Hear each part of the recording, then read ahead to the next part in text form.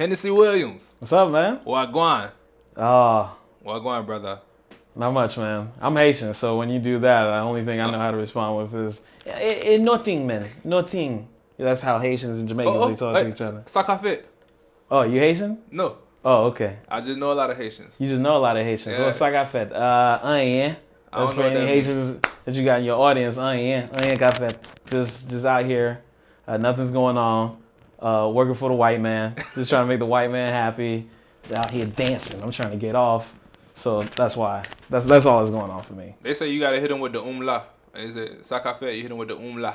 The umla? The umla? Yeah. Umla. Yeah, that means like I'm here. Well, if a Haitian tells you that, like, he ain't got no more good answers for you. Like, that nigga done got beat the fuck up, like, in life. And so he's like, if you're like, hey, man, what's going on? You're like, nigga, I'm still alive.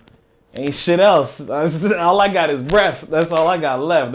They done took everything from me. Yeah. Everything else is gone. This is all I got is the breath in my body. They might come for that, too.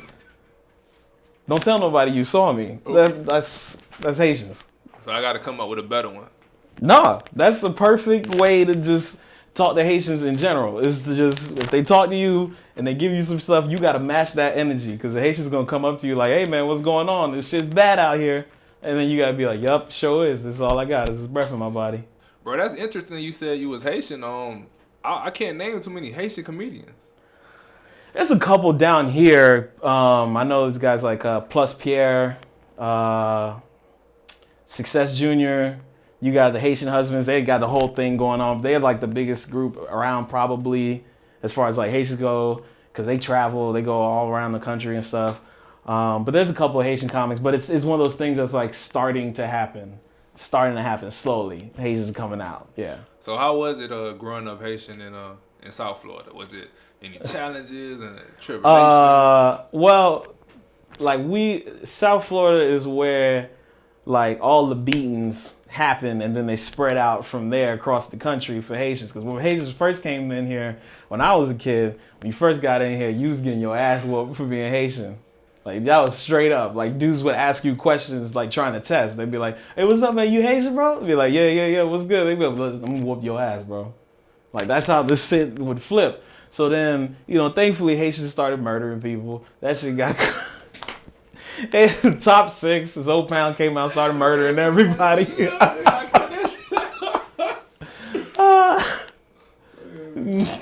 This is how you make interviews, bro. You're gonna be famous. You're gonna be famous for having people come on here on the airwaves and tell you the truth. That's what happened.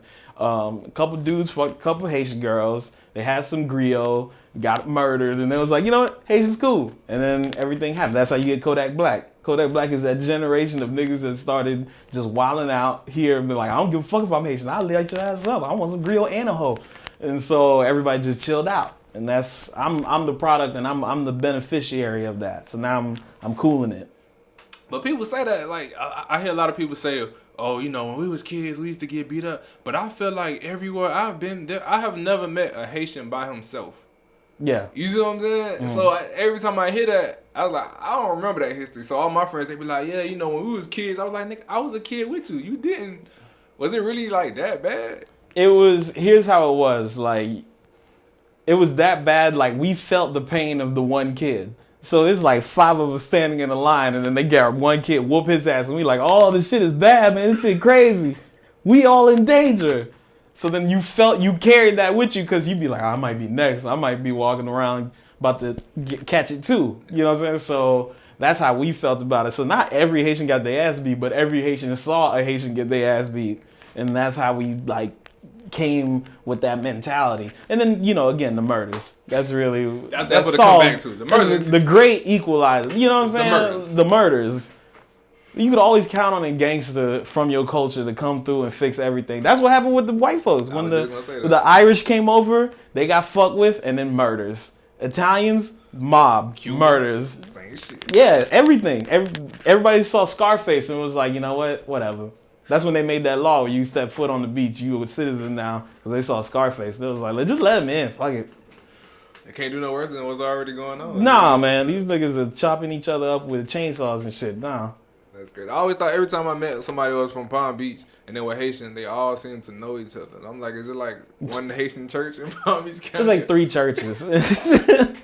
Well, there's 80,000 Haitians in Palm Beach. There's 3 churches, and they all go to 2 of them. There's just one empty church that they both talk shit about. This is the one family. Black folks do that too. Black folks all go to 2 churches and then just 3rd church that nobody go to, and they be like, that church, they ain't doing nothing but stealing. They don't own their building, that's why. They don't own their building. Haitians don't be on their building too. That's why you see Haitians operate out like a chicken joint at night.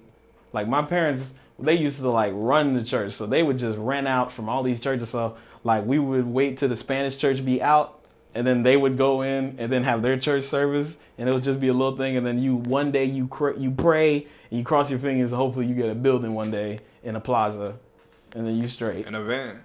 Yeah, in a van. That's the big thing. Like when your church get a van, y'all done came up. Pastor bust a quick lick for you to get that van. So what's kind of So you're a second generation Haitian American.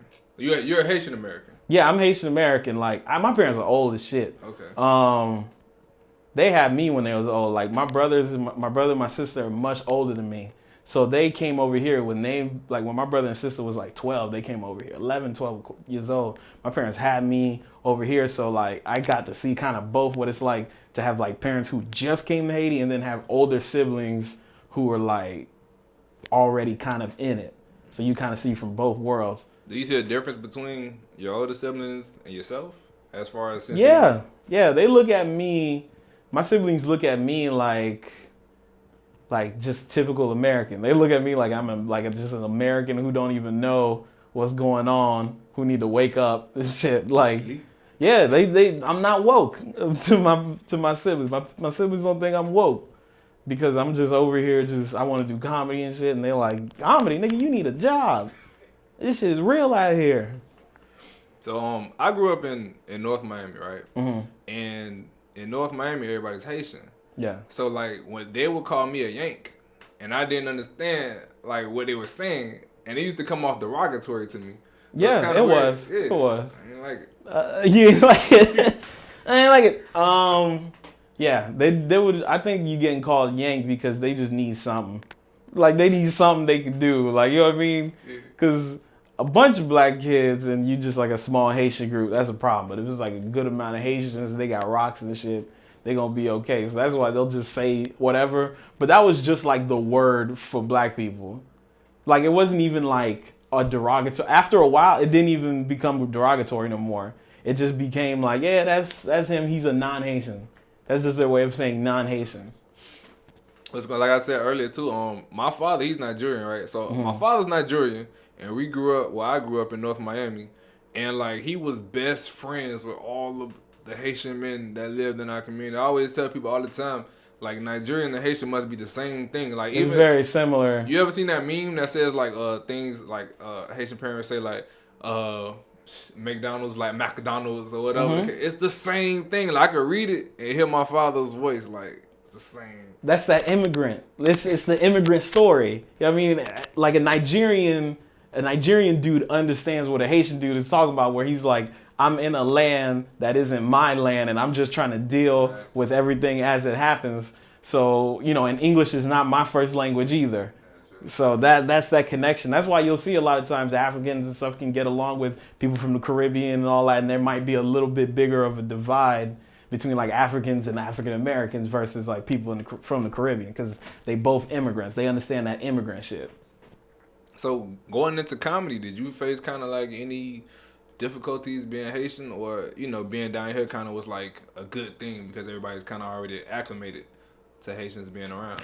I didn't run into anything bad. What ended up happening though was I would in myself start thinking, well, like I gotta be an artist, but I gotta be like an artist that still somehow represents for Haiti. Like how am I gonna do that?